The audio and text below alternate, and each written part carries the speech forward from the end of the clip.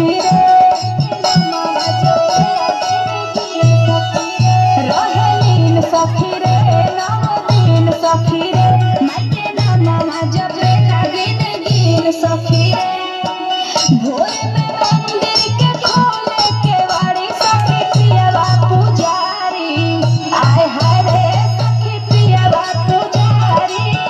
आय हाय रे सखी पियवा पुजारी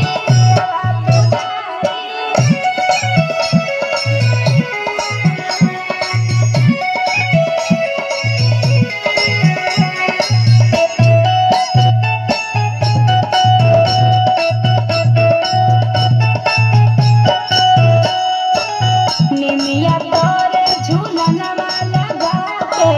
विनती करे